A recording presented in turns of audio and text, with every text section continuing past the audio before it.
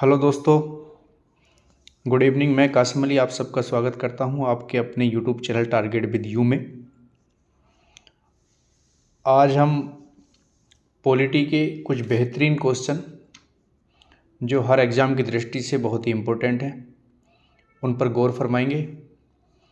Actually continue classes नहीं चल पा रही हैं, कुछ व्यस्तता की वजह से क्लासेस निरंतर नहीं चल पा रही हैं, लेकिन अब उस सिलसिले को हम तोड़ेंगे और लगातार क्लासेस पे काम करेंगे। तो आज हम जिन क्वेश्चन को देखने जा रहे हैं वो एग्ज़ाम में हर लिहाज से बहुत ही इम्पोर्टेंट है और बार बार पूछे जाने की उनकी प्रबल संभावना रहती है और बार बार वो पूछे भी जाते हैं। तो आज हम पॉलिटी के कुछ शानदार क्वेश्चन देखने के लिए जा रहे हैं, जिनमें पहला क्वेश्चन ये है कि सुप्रीम कोर्ट के मुख्य न्यायाधीश के रूप में कार्य करने के लिए किसी व्यक्ति को उच्च न्यायालय में कम से कम कितने वर्ष तक कार्य करना चाहिए। सुप्रीम कोर्ट की अगर हम बात करेंगे तो जो भारत के अंदर एक ही है दिल्ली में, और हाई कोर्ट यानी उच्च न्यायालय कई सारे, ये हर राज्य में या फिर किन्हीं 2 राज्यों का या किन्हीं 3 राज्यों का एक हाई कोर्ट भी हो सकता है। तो किसी आदमी को, किसी व्यक्ति को सुप्रीम कोर्ट में मुख्य न्यायाधीश CJI chief justice of India बनने के लिए उसका उच्च न्यायालय में कितने वर्ष तक काम या अभ्यास किए रहना जरूरी है। तो उसका आंसर कितना हो जाएगा, 10 वर्ष तक वो काम किया हुआ होना चाहिए। कहाँ पे? हाई कोर्ट में, किसी भी हाई कोर्ट में। तभी उसे चीफ जस्टिस ऑफ इंडिया बनाया जा सकता है, यानी मुख्य न्यायाधीश तभी बनाया जा सकता है। उसकी ये एक योग्यता होती है। अगला सवाल है, भारत में आपातकाल का सिद्धांत कहाँ से लिया गया, यानी किस देश से आपातकाल का सिद्धांत भारत में लिया गया है। तो इसका आंसर है जर्मनी। जर्मनी से भारत में जो आपातकाल के प्रबंध लिए गए हैं, आपातकाल 3 तरीके का होता है, जिसका भारतीय संविधान में जो उल्लेख है 352 से लेकर 360 तक है, यानी 352 है और 356 है और फिर 360 है। तो ये कहाँ से लिया गया है? ये जर्मनी से लिया गया है। भारत में आपातकाल का सिद्धांत जर्मनी के संविधान से लिया गया है और यह संविधान के भाग 18 में मौजूद है। जब भारत की आंतरिक या फिर बाह्य कारणों से भारत की सुरक्षा को खतरा होता है तो राष्ट्रपति इन तीनों में से कोई सा भी स्टेप ले सकता है, यानी 352 लगा सकता है, 360 या 356 भी वो लगा सकता है। 356 में राष्ट्रपति शासन लगता है। संविधान में 22 भाग होते हैं, ये 18वें भाग में दिया हुआ है आपात प्रबंध। अगला सवाल है, भारत के राष्ट्रपति बनने के लिए न्यूनतम आयु क्या होनी चाहिए। यानी अगर कोई बंदा भारत का राष्ट्रपति बनता है तो उसकी योग्यता, एक योग्यता ये भी होती है कि उसकी आयु न्यूनतम क्या होनी चाहिए। तो 35 ईयर्स का उस आदमी को होना ही चाहिए। 35 वर्ष से कम के बंदे को राष्ट्रपति नहीं बनाया जा सकता, और ज़्यादा इसकी लिमिट कितनी है उसका कोई उल्लेख नहीं है। तो भारत के राष्ट्रपति के रूप में कम से कम उसे 35 वर्ष का होना चाहिए, और उसकी कई सारी शर्तें होती हैं, जिसमें से एक ये योग्यता भी होती है कि वो पागल या दिवालिया नहीं होना चाहिए। दिल्ली को NCT राष्ट्रीय राजधानी प्रदेश यानी नेशनल कैपिटल टेरिटरी संविधान के किस संशोधन द्वारा बनाया गया था। तो ये 69वें संविधान संशोधन द्वारा बनाया गया, जो 1991 में किया गया था। उससे पहले दिल्ली को राष्ट्रीय राजधानी प्रदेश घोषित नहीं किया गया था, जबकि 1911 में दिल्ली को राजधानी बना दिया गया। कहाँ से हटा के? कोलकाता से। पहले 1911 से पहले की जो राजधानी भारत की थी वो कोलकाता थी।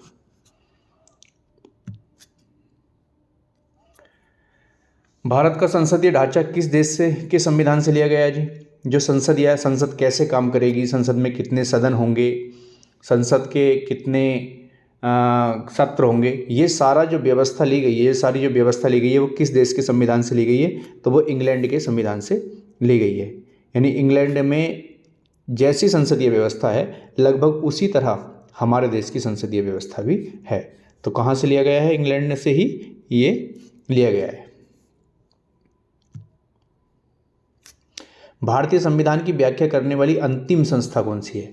अगर भारतीय संविधान के किसी प्रारूप में या किसी अनुच्छेद में या किसी संविधान संशोधन में या फिर किसी भी मसले को लेके जो भारतीय संविधान में है उसमें कुछ मतलब ऐसी बात है जो दो पक्ष उसमें संतुष्ट नहीं है या उसमें कोई विवाद है किन्हीं दो पक्षों को लेके या फिर बहुत सारे पक्षों में, तो उसकी जो अंतिम व्याख्या करेगी, अंतिम स्पष्टीकरण जो देगा वो सुप्रीम कोर्ट भारत का मुख्य न्यायालय जो होता है सुप्रीम कोर्ट जो दिल्ली में है, वो उसका उल्लेख करेगा कि उस संविधान के अनुच्छेद में या फिर उस जो विवादित पत्र है या विवादित जो पार्ट है संविधान का उसमें क्या है, अंतिम फैसला वो सुप्रीम कोर्ट का ही होगा।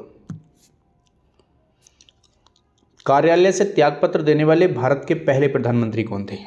यानी आमतौर पे जो प्रधानमंत्री त्यागपत्र देते हैं, लोकसभा का इलेक्शन होता है, नई सरकार का चयन होता है, जिसकी ज़्यादा सांसद होते हैं जिस पार्टी के, उसका प्रधानमंत्री बनता है, तो उस समय प्रधानमंत्री त्यागपत्र देते हैं। लेकिन ऐसा जनरल इलेक्शन के बाद होता है, तो कार्यालय से यानी कार्य करते हुए जब किसी इलेक्शन वगैरह नहीं थे तो उन्होंने जो पत्र दिया है, त्यागपत्र दिया है, इस्तीफा जो दिया है, वो ऐसे कौन से प्रधानमंत्री थे? मोरारजी देसाई इंदिरा गांधी के पहले शासनकाल के बाद प्रधानमंत्री बने थे। फिर 1976 में इमरजेंसी लगी थी और उसके बाद ही मोरारजी देसाई को प्रधानमंत्री बनाया गया था। दोबारा फिर इंदिरा गांधी प्रधानमंत्री बनी थी और दोबारा में उनकी हत्या हुई थी। उसके बाद राजीव गांधी, इंदिरा गांधी के जो बेटे थे, उनको प्रधानमंत्री बनाया गया था। अगला सवाल देखते हैं। भारत के संविधान का कौन सा अनुच्छेद यह कहता है कि सभी सार्वजनिक जगह सभी नागरिकों के लिए हैं? यानी कोई भी जगह है जो पार्क है या स्टेडियम है या जो सरकारी संस्थाएं हैं, मतलब सरकारी संस्थाओं की प्रॉपर्टी है या फिर सरकार की प्रॉपर्टी है, तो उन्हें सार्वजनिक जगह कहते हैं। जो प्राइवेट प्रॉपर्टी होती है किसी बंदे की, यानी किसी पार्टिकुलर की जो प्रॉपर्टी है वो प्राइवेट प्रॉपर्टी है। तो कहने का मतलब ये है कि संविधान का कौन सा अनुच्छेद ये कहता है कि जो सभी सार्वजनिक जगह है वो सभी नागरिकों के लिए हैं। तो उसका जो उल्लेख है वो आपके 15(2) में है। 15(2) का मतलब होता है यहाँ पे स्वतंत्रता की बात की जाती है और सभी सार्वजनिक जगह जो होती हैं सभी नागरिकों के लिए होती हैं।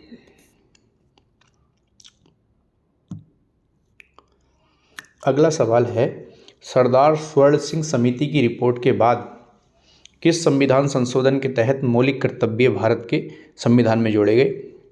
तो ये 42वें संविधान संशोधन के तहत जोड़े गए और सरदार स्वर्ण सिंह समिति की सिफारिश पर जोड़े गए।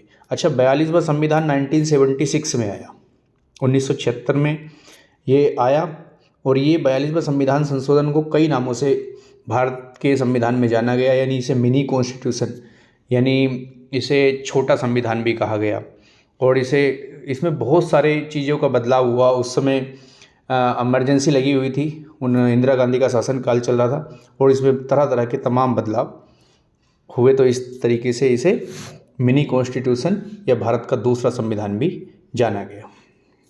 अगला सवाल देखते हैं। मैग्ना कार्टा का मुख्य उद्देश्य क्या था? मैग्ना कार्टा की बात अगर हम करते हैं तो इन्होंने कहा है कि राजाओं की ताकत को कानून के अंदर लाना, राजाओं की ताकत को कानून के परे ले जाना, बैरन की ताकत को कम करना, या इनमें से कोई नहीं। तो इसका आंसर है राजाओं की ताकत को कानून के अंदर लाना। यानी कोई व्यक्ति जो किसी देश का राजा है और वो अपनी मनमानी करता है, तो ऐसे डिक्टेटर को हटाने के लिए, ऐसे डिक्टेटर की तानाशाही को कम करने के लिए एक मैग्ना कार्टा का एक पत्र जारी किया गया और यह पहला पत्र था जिसे कानून की ताकत को राजा से अधिक बताया गया। जिसमें यानी उन्होंने कहा कि कानून ही सर्वोपरि है। कोई राजा अगर अपनी मनमानी करना चाहे तो वो राजा अपनी मनमानी नहीं कर सकता। ये कानून की जो किताब है ये ही सबसे सर्वश्रेष्ठ है किसी भी देश के लिए। तो वो मैग्ना कार्टा था। लोकतंत्र को लोगों द्वारा और लोगों के लिए शासन किसने बताया? तो ये आपका होमवर्क है और ये आपको बताना है कि कमेंट करके कि इसमें से किस मेन पर्सनालिटी ने इस चीज़ की बात कही कि ये वाला जो स्टेटमेंट है कि लोगों द्वारा लोगों के लिए शासन है क्या? लोकतंत्र। तो ये किस पर्सनालिटी ने इसमें से कहा है? आप हमें कमेंट करके ज़रूर बताइए और वीडियो अगर पसंद आपको आ रही है तो ये सीरीज़ जारी रहेगी और आपका सुझाव हमारे लिए वैल्यूएबल है, हम उसकी कदर करेंगे। आप बेहतरीन तरीके से अपने किसी भी एग्ज़ाम में इन चीज़ों को अप्लाई करेंगे आने वाले टाइम में, ऐसी उम्मीद की जाती है और आपको निश्चित रूप से इससे फ़ायदा होगा। तो वीडियो को लाइक करना है, कमेंट करना है और सब्सक्राइब करना है और अपने दोस्तों तक इन चीज़ों को पहुंचाना है। और ये सीरीज़ अब जारी रहेगी, आप बेफिक्र रहिए। आपकी परीक्षा में बहुत ही अच्छे तरीके से हम आपके साथ खड़े रहेंगे। Thank you.